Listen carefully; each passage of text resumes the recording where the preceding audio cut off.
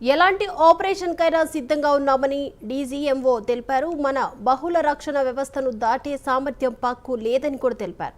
ఫైటర్లు, నిఘా విమానాలు కాపలా కాస్తున్నాయని, జరిగిన నష్టాన్ని పాక్ చెప్పుకోవడం లేదని కూడా అన్నారు. చైనా తయారీ చేసిన PL-15 మిసైల్తో పాకిస్తాన్ దాడి చేసిందని, వాటిని క్షిపణులతో నిర్వీర్యం చేశామని కూడా తెలిపారు. మనం ఉగ్రవాదులపై పోరాటం చేస్తున్నామని, పాకిస్తాన్ తమపై దాడి చేస్తున్నాయని కూడా భావిస్తుందని కూడా అన్నారు. ఈ అంశానికి సంబంధించి ఓవరాల్ అప్డేట్స్ అందించడానికి మా అసోసియేట్ ఎడిటర్ రాజు లైవ్ లో సిద్ధంగా ఉన్నారు. రాజు, మనం చూస్తూ ఉన్నాం ఏదైతే గత కొద్దిసేపటి క్రితం డీజీఎంఓ అయినటువంటి రాజు గాయ్, అలాగే ఎయిర్ మార్షల్ ఏకే భర్తీ, వైస్ అడ్మిరల్ ప్రమోద్, సో వీళ్ళు ముగ్గురు కూడా మీడియాతో మాట్లాడారు. అంతేకాకుండా గడిచిన 2 రోజుల వ్యవధిలో 2 సార్లు మీడియాకి బ్రీఫింగ్ కూడా ఇచ్చినటువంటి పరిస్థితి. అయితే ఇవాళ వాళ్ళు చెప్పినటువంటి దాన్ని బట్టి చూస్తుంటే ఏమర్థమవుతుందంటే, పాకిస్తాన్ చేస్తున్నటువంటి బ్యాడ్ ప్రాపగండా ఒక పక్క, అంతేకాకుండా పాకిస్తాన్ మీద భారత్ చేసినటువంటి దాడులు, భారత్ మీద పాకిస్తాన్ ఉపయోగించిన వెపన్స్, వీటన్నిటికీ సంబంధించి చాలా కూలంకషంగా ఇక్కడ వాళ్ళు మనకు వివరాలు కూడా ఇచ్చినటువంటి పరిస్థితి. ఎస్పెషల్లీ పాకిస్తాన్ భారత్ని ఏ విధంగా దెబ్బ కొట్టాలని చూసింది, భారత్ పాకిస్తాన్లో ఉన్నటువంటి ఉగ్రవాదులను టార్గెట్గా చేసుకుంటే ఈ పోరాటాన్ని పాకిస్తాన్ ఓన్ చేసుకున్న పరిస్థితి. అంటే ఉగ్రవాదుల మీద భారత్ చేసినటువంటి పోరాటాన్ని పాకిస్తాన్ తమకు తాముగా తమ మీద జరుగుతున్నటువంటి దాడిగా వాళ్ళకు వాళ్ళు ఊహించేసుకొని ఈ పోరాటాన్ని తాము అడాప్ట్ చేసుకున్నారు అనేటటువంటి ఒక అంశాన్ని కూడా ఇక్కడ స్పష్టంగా చెప్పినటువంటి సిచ్యువేషన్ అయితే ఉంది. అయితే నిన్నటి నుంచి జరిగినటువంటి డెవలప్మెంట్స్ కావచ్చు, అంతేకాకుండా 7వ తేదీ నుంచి ఇప్పటి వరకు జరిగినటువంటి అన్ని అంశాలను చాలా స్పష్టంగా సాక్ష్యాలతో సహా, అంటే ఏదో పాకిస్తాన్లో కూడా ప్రెస్ మీట్ పెట్టారు, వాళ్ళు పాకిస్తాన్లో ప్రెస్ మీట్ పెట్టి ఏదో నోటికి వచ్చింది మాట్లాడిపోయారు, ఎవరో రాసిచ్చిన స్క్రిప్ట్ చదివేసిపోయినటువంటి పరిస్థితి. కానీ ఇక్కడ మాత్రం భారత్కు సంబంధించినటువంటి త్రివిధ దళాలకు సంబంధించినటువంటి అధిపతులు మీడియాతో మాట్లాడుతూ సాక్ష్యాలన్నీ కూడా చూపించారు. ఎస్పెషల్లీ పాకిస్తాన్లో ఉన్నటువంటి వేటిని టార్గెట్ చేశారు, అంటే ఎయిర్ బేస్ని ఏ విధంగా టార్గెట్ చేశారు, ఎయిర్ బేస్లకు సంబంధించి బ్రహ్మోస్ క్షిపణులు ఏ విధంగా వాటిని టార్గెట్ చేశాయి, సో ఇవన్నీ కూడా వివరాలను సాక్ష్యాధారాలతో కూడా చూపించినటువంటి పరిస్థితి. అంతేకాకుండా భారత్కు సంబంధించినటువంటి ఎయిర్ డిఫెన్స్ సిస్టమ్ కావచ్చు, అంతేకాకుండా మిలిటరీ వ్యవస్థని కనీసం టచ్ కూడా చేయలేకపోయింది పాకిస్తాన్. వాళ్ళు పంపినటువంటి అన్ని డ్రోన్లను, మిసైల్స్ను అన్నింటినీ కూడా కూల్ చేశాం అని చెప్పేసి చాలా క్లియర్ కట్గా చాలా స్పష్టంగా చెప్పినటువంటి సిచ్యువేషన్ అయితే ఉంది. సో మొత్తానికి ఇప్పుడు మనం చూస్తూ ఉంటే ఏదైతే ఇక్కడ చూస్తూ ఉంటే మనం వాస్తవంగా ఈ ఏదైతే ప్రెస్ మీట్కి సంబంధించినటువంటి దాన్ని బట్టి చూస్తూ ఉంటే ఇక్కడ అనుస్థావరాలకు సంబంధించి కూడా అక్కడ దాడి చేశారు. అంటే కిర్నా హిల్స్ అనేసి ఒకటి ఉంది, ఈ కిర్నా హిల్స్కి సంబంధించినటువంటి ఏదైతే ప్రాంతం ఉందో, ఈ కిర్నా హిల్స్కి సంబంధించినటువంటి ఆ ప్రాంతంలోనే ఒక అనుస్థావరాలు ఉన్నాయి వాళ్ళకి సంబంధించి పాకిస్తాన్, వాటి మీద మీరు ఏమన్నా టార్గెట్ చేశారా అని చెప్పేసి అడిగితే అక్కడ ఏముందో మాకు తెలీదు, కానీ అక్కడ టార్గెట్ చేసిన మాట వాస్తవమే అని చెప్పేసి కూడా అంగీకరించినటువంటి పరిస్థితి అయితే ఉంది. సో అక్కడ ఏముందనేటువంటి విషయం మాకు తెలియదని కూడా చెప్పినటువంటి పరిస్థితి. అయితే ఇదే విషయాన్ని అంటే నిన్నటి నుంచి కూడా ప్రైమ్ మినిస్టర్ చెప్పడం జరుగుతుంది. అంటే వీళ్ళు తెలిసి దాడి చేస్తారా లేదా పక్కన పెడితే అది ఒక హెచ్చరిక. సో తాత్కాలికంగా అది కాకతాళీయంగా జరిగినప్పుడు కూడా పాకిస్తాన్కి ఒక రకమైనటువంటి హెచ్చరికని భారత్ పంపింది. అంటే స్థావరాల మీద దాడి చేస్తుందేమో అనేటటువంటి భయం పాకిస్తాన్కి పుట్టించినటువంటి పరిస్థితి, అది కాకతాళీయంగానే జరిగింది అనేది ఇక్కడ మనకు స్పష్టంగా కూడా తెలుస్తూ ఉన్నటువంటి సిచ్యువేషన్ కనిపిస్తుంది. దీంతోపాటు భారత్ పోరాటం కేవలం ఉగ్రవాదులతో మాత్రమే అని చెప్పేసి చాలా స్పష్టంగా కూడా చెప్పినటువంటి పరిస్థితి. భారత్ పాకిస్తాన్లో ఉన్నటువంటి ఎలాంటి అనుస్థావరాలని మేము టార్గెట్ చేయలేదు, కానీ మేము ఎయిర్ బేస్ని టార్గెట్ చేసాం. ఒకవేళ ఎయిర్ బేస్లో అక్కడ ఏముందో మాకు తెలియదు అనేటటువంటి అంశాన్ని చాలా స్పష్టంగా ఏకే భర్తీ ఎయిర్ మార్షల్ ఎవరైతే ఉన్నారో ఆయన చాలా స్పష్టంగా కూడా చెప్పినటువంటి పరిస్థితి. అంతేకాకుండా ఈ నెల 7వ తేదీన జరిగినటువంటి దాడి అంతా కూడా ఉగ్ర స్థావరాల మీద జరిగింది అనేసి కూడా ఆయన చెప్పినటువంటి పరిస్థితి ఉంది. అంతేకాకుండా పాకిస్తాన్కి సంబంధించినటువంటి ఉగ్రవాదులను పాకిస్తాన్ సపోర్ట్ చేస్తుంది అనేటువంటి విషయాన్ని కూడా చెప్పినటువంటి situation. Indian air force system Pakistan దాడులను చాలా వరకు కూడా ఆపగలిగింది. అంతేకాకుండా పాకిస్తాన్ ప్రయోగించినటువంటి మిసైల్స్ కావచ్చు, అంతేకాకుండా లాంగ్ రేంజ్ రాకెట్స్ని భారత రక్షణ వ్యవస్థ అడ్డుకోగలిగింది. అంతేకాకుండా వాటిని ఆపేసినటువంటి సిచ్యువేషన్ ఉంది. దీంతోపాటు ఇస్లామాబాద్, లాహోర్, అలాగే కరాచీ నగరాల్లో ఉన్నటువంటి ఎయిర్ బేస్లో లక్ష్యంగా దాడులు చేశామని చెప్పేసి కూడా చాలా క్లియర్ కట్గా చెప్పినటువంటి పరిస్థితి ఉంది. దీంతోపాటు పాకిస్తాన్ మాత్రం అమాయకులైనటువంటి పౌరులను, ప్రార్థనా మందిరాలకు వచ్చినటువంటి భక్తులను టార్గెట్ చేసుకొని దాడులు చేసిందని చెప్పినటువంటి పరిస్థితి. అంతేకాకుండా ఎయిర్ డిఫెన్స్ సిస్టమ్ నిరంతరాయంగా పనిచేస్తోంది. అంతేకాకుండా చైనా తయారు చేసినటువంటి డ్రోన్లు, దాదాపు చైనా నుంచే భారీ ఎత్తున డ్రోన్లు వచ్చాయి. సో ఆ డ్రోన్లన్నింటినీ కూడా కూల్చేశాం. దీంతోపాటు టర్కిష్ డ్రోన్లను కూడా కూల్చేశామని చెప్పేసి చాలా క్లియర్ కట్గా చెప్పినటువంటి పరిస్థితి ఉంది. అంతేకాకుండా ఇక్కడ పాకిస్తాన్ అరాచకాలని, అంటే వాళ్ళు ఎలా చేశారు, వాళ్ళు పంపినటువంటి డ్రోన్స్ ఏంటి, ఏ విధంగా వాళ్ళు మన మీద ప్రయోగించారు, మనం వాటిని ఏ విధంగా కూల్చామనేటటువంటి వాటన్నిటి కూడా వీడియోలతో పాటు సాక్ష్యాలతో సహా భారత డీజీఎంఓ అయినటువంటి రాజీవ్ గారు బయటపెట్టినటువంటి పరిస్థితి అయితే ఉంది. దీంతోపాటు ఆపరేషన్ సింధూర్ కంటే ముందే, అంటే ఎప్పుడైతే ఆపరేషన్ సింధూర్ నిర్వహించాలి అని చెప్పి ఎప్పుడైతే డెసిషన్ తీసుకున్నారో అప్పుడే ఈ 3 అంటే డిఫెన్స్ సిస్టమ్ని సిద్ధంగా చేసి పెట్టుకున్నాం అనేటటువంటి అంశాన్ని కూడా ఆయన చెప్పినటువంటి పరిస్థితి. అయితే భారత్కు ఉన్నటువంటి అనేక రకాలైనటువంటి వ్యవస్థ, అంటే వైమానిక వ్యవస్థ కావచ్చు, అలాగే ఆర్మీ కావచ్చు, నేవీ కావచ్చు, అంతేకాకుండా బహుళ సార్థకమైనటువంటి బహుళ ప్రయోజనాలు కలిగినటువంటి వ్యవస్థ ఏదైతే ఉందో దాన్ని టచ్ కూడా చేయలేనటువంటి పరిస్థితి పాకిస్తాన్కి ఉంది అని చెప్పేసి కూడా చెప్పినటువంటి పరిస్థితి ఉంది. అంతేకాకుండా ఎల్ఓసి ఇంటర్నేషనల్ బార్డర్, అంటే లైన్ ఆఫ్ కంట్రోల్, అలాగే ఇంటర్నేషనల్ బార్డర్ దగ్గర పాకిస్తాన్ నుంచి రావాలని చెప్పేసి ప్రయత్నాలు చేసినా సరే ఆ ప్రయత్నాలన్నింటినీ కూడా అడ్డుకోగలిగాం. అంతేకాకుండా పాకిస్తాన్ వైమానిక దాడులన్నింటినీ కూడా అన్ని స్థాయిల్లోనూ అడ్డుకున్నామని చెప్పేసి కూడా చాలా స్పష్టంగా, చాలా క్లియర్ కట్గా కూడా చెప్పినటువంటి పరిస్థితి. అంతేకాకుండా భారత్ ఎయిర్ ఫీల్డ్స్ ఏవైతే ఉన్నాయో వాటిని పాకిస్తాన్ టార్గెట్ చేసింది, ఇక్కడ ఉన్నటువంటి కొన్ని టార్గెట్ చేసి వాటిని డెస్ట్రాయ్ చేసింది అని చెప్పేసి పాకిస్తాన్ ఏ విధంగా అయితే ప్రచారం చేసుకుంటుందో అవన్నీ కూడా వాస్తవం కాదు, అన్నీ కూడా భద్రంగానే ఉన్నాయని చెప్పేసి చెప్పిన పరిస్థితి. దీంతోపాటు చైనా తయారు చేసినటువంటి PL-15 మిసైల్స్ని భారత్ మీదకి ప్రయోగించినటువంటి సందర్భంలో ఒకటి కూడా నేలని తాకుండానే కంప్లీట్గా వాటిని డెస్ట్రాయ్ చేసేసామని చెప్పేసి కూడా ప్రకటించారు. అలాగే పాకిస్తాన్కి సంబంధించినటువంటి మిసైల్స్ అన్నింటినీ కూడా, అంటే భారత్కి సంబంధించినటువంటి ఆకాశ రక్షణ వ్యవస్థ ఏదైతే ఉందో దాంతో కూల్చేసామని చెప్పేసి చెప్పినటువంటి పరిస్థితి. అలాగే నేవీ పార్ట్కి వస్తే నేవీ కూడా చాలా సిద్ధంగా ఉంది. 3 ఏదైతే దళాలు, అంటే త్రివిధ దళాలన్నీ కూడా చాలా సమన్వయంతో పనిచేసాం. అంతేకాకుండా వాహక నౌకలు ఏవైతే ఉన్నాయో అవి కూడా సిద్ధంగా పెట్టాం. వీటితో పాటు MiG-29కి సంబంధించినటువంటి వాటిని కూడా సిద్ధంగా పెట్టినటువంటి పరిస్థితి. భారత్ ఎయిర్ డిఫెన్స్ గ్రిడ్ ముందు పాక్ డ్రోన్లన్నీ కూడా మోకరిల్లాయి.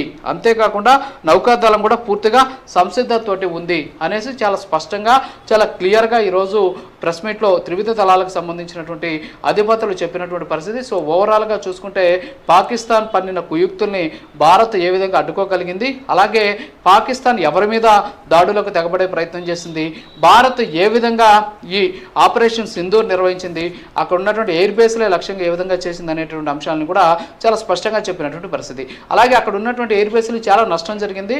నూర్ ఖాన్ ఎయిర్ బేస్కు దాదాపు చాలా ధ్వంసమైంది అనేటువంటి అంశాన్ని కూడా చెప్పినటువంటి పరిస్థితి. దీంతో పాటు ఇంతకుముందే మనం కూడా చెప్పామన్నమాట, ఏంటి అంటే ఈ ఎయిర్ బేస్ని ధ్వంసం చేసినటువంటి నేపథ్యంలో పాకిస్తాన్కి దాదాపు 20 నుంచి 30% వరకు కూడా జరిగింది అనేటటువంటి అంశాన్ని మనం చూసినటువంటి పరిస్థితి. అంతేకాకుండా భారత్కి సంబంధించినటువంటి అత్యాధునిక రాడార్ వ్యవస్థ ఏదైతే ఉందో, అంటే ఇంతకుముందు మనం చూసాం ఇది భారత్కి సంబంధించినటువంటి ఇస్రో చైర్మన్ కూడా మాట్లాడారు, మేము ఎప్పుడూ కూడా 24 గంటలు శత్రు దేశానికి సంబంధించినటువంటి శత్రువులకు సంబంధించినటువంటి మిసైల్స్ కావచ్చు, వాళ్ళకి సంబంధించిన కదలికలను ఎప్పటికప్పుడు పైనుంచి పర్యవేక్షిస్తూ ఉన్నామని చెప్పేసి కూడా చెప్పినటువంటి పరిస్థితి. సో ఈ రాడార్ వ్యవస్థ కూడా చాలా స్పష్టంగా, అంతేకాకుండా చాలా ఖచ్చితత్వంతో పనిచేయడం వల్ల ఈరోజు భారత్కి పాకిస్తాన్ నుంచి వచ్చేటటువంటి ముప్పు తగ్గింది అనేది తప్పిందని చెప్పుకోవచ్చు. ఓవరాల్గా చూసుకుంటే చాలా కీలకమైనటువంటి అంశాలన్నింటినీ కూడా ఈ ప్రెస్ మీట్లో డీజీఎంఓతో పాటు వైస్ అడ్మిరల్ కావచ్చు, అంతేకాకుండా ఎయిర్ మార్షల్, సో వీళ్ళు ముగ్గురు కూడా చాలా స్పష్టంగా చెప్పారు. అక్కడ ఉన్నటువంటి మీడియా ప్రతినిధులు కొన్ని ప్రశ్నలు అడిగేటువంటి ప్రయత్నం చేసినా సరే డీజీఎంఓ వేరే చోటికి డిప్లాయ్ అవ్వాలంటే ఎలాగో 5 గంటలకి పాకిస్తాన్ డీజీఎంఓ తోటి హాట్లైన్ చర్చలు ఉన్నాయి కాబట్టి సో దానికి వెళ్లాల్సి ఉంది అనేటువంటి ఉద్దేశంతో వెంటనే దాన్ని ముగించుకొని కూడా వెళ్ళిపోయినటువంటి సిచ్యువేషన్ అయితే ఉంది. సో కొంతమంది రిపోర్టర్స్ అడిగినటువంటి ప్రశ్నలకి సమాధానం దాటవేసిన పరిస్థితి, ఎందుకంటే సెక్యూరిటీ రీజన్స్ ఎక్కువగా ఉన్నాయి. అంతేకాకుండా ఆపరేషనల్కి సంబంధించినటువంటి అంశాలు ఏవైతే ఉంటాయో వీటన్నిటిని కూడా బయట పెట్టకూడదు కాబట్టి సో మేము వాటిని బయట పెట్టలేకపోతున్నాం అనేటువంటి అంశాన్ని కూడా ఆయన చాలా స్పష్టంగా కూడా చెప్పినటువంటి పరిస్థితి. సో పాకిస్తాన్ క్లెయిమ్స్ని దేన్ని కూడా అంగీకరించలేదు, పాకిస్తాన్ చెప్పినటువంటి అన్ని కూడా అబద్ధాలని చెప్పేసి సాక్ష్యాలతో సహా తేల్చినటువంటి సిచ్యువేషన్ కనిపిస్తుంది. దీపిక. రైట్, థ్యాంక్ యూ రాజు.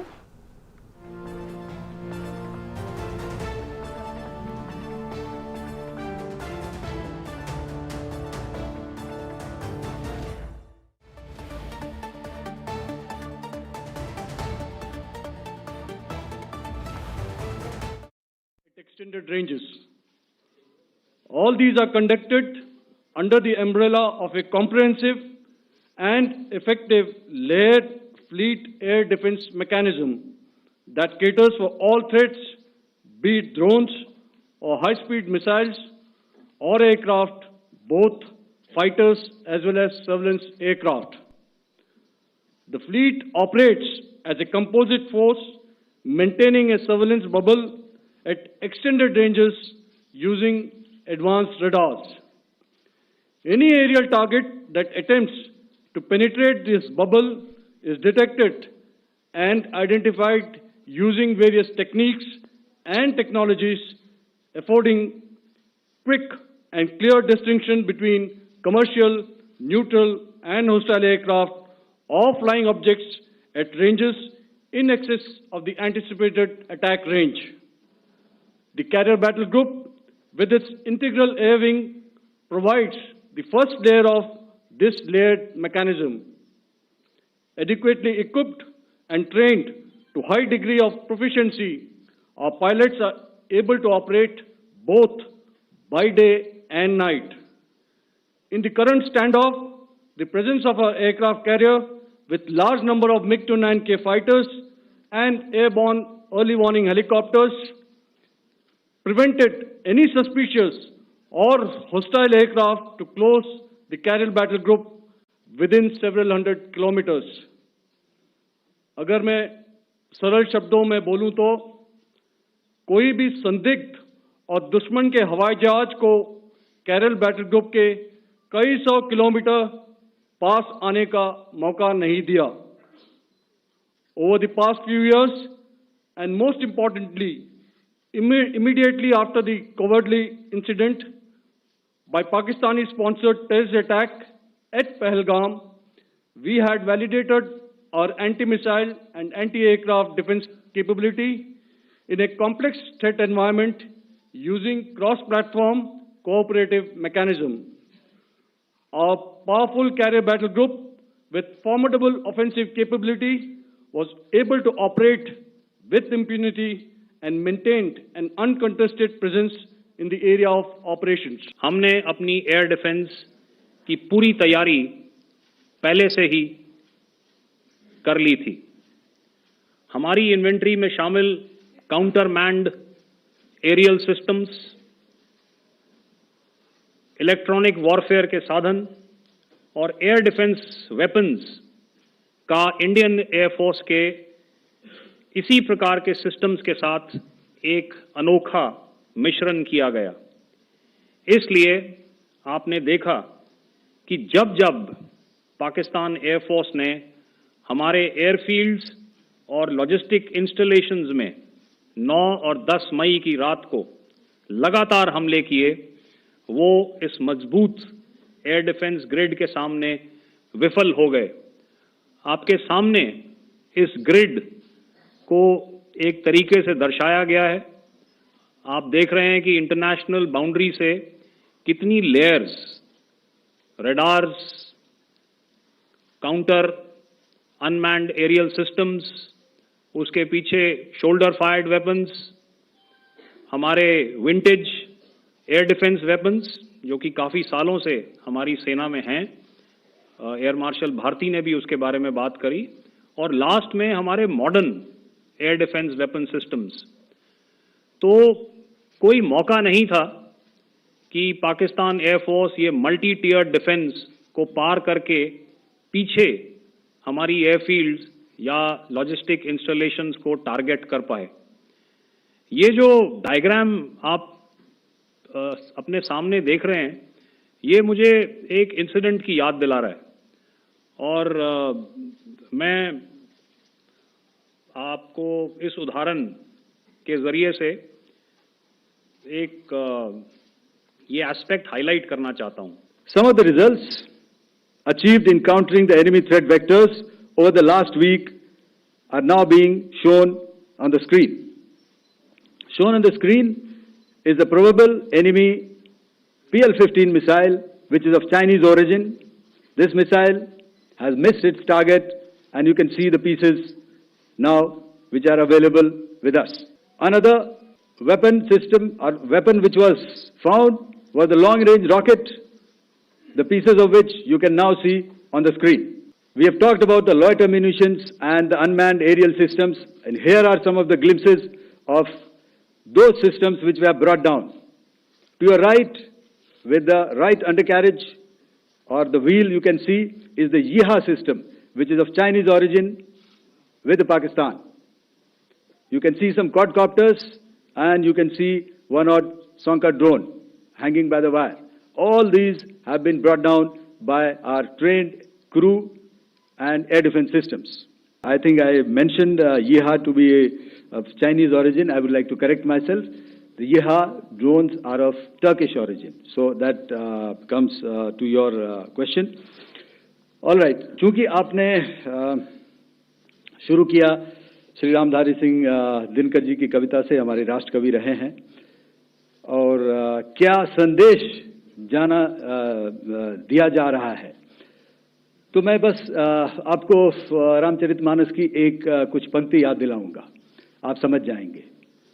तो याद कीजिए वो पंक्ति जो है, विनय न माने जलधि जड़, भय 3 दिन बीत, बोले राम सकोप तब, भय बिन होए न प्रीत। तो समझदार के लिए इशारा ही काफी। और जहां तक ये टर्किश ड्रोन्स का सवाल है, आपने देखा किस तरह के रेकेज यहाँ पे फोटोग्राफ्स हमने दिखाए हैं, चाहे वो टर्किश ड्रोन्स हो या और कहीं के भी ड्रोन्स हो। हमारे काउंटर यूएस सिस्टम्स, हमारे ट्रेन्ड एयर डिफेंस ऑपरेटर्स पूरी तरह सक्षम हैं, और हमारी देश की जो इंडिजिनस कैपेबिलिटी है काउंटर यूएस के लिए, उसने दिखा दिया है कि चाहे किसी भी तरह की टेक्नोलॉजी आ जाए, हम उसको काउंटर करने के लिए तैयार हैं। और मुझे बोलने की ज्यादा जरूरत नहीं है, आपने खुद ही अपनी आंखों से देखा है हमने इनका क्या हश्र किया है।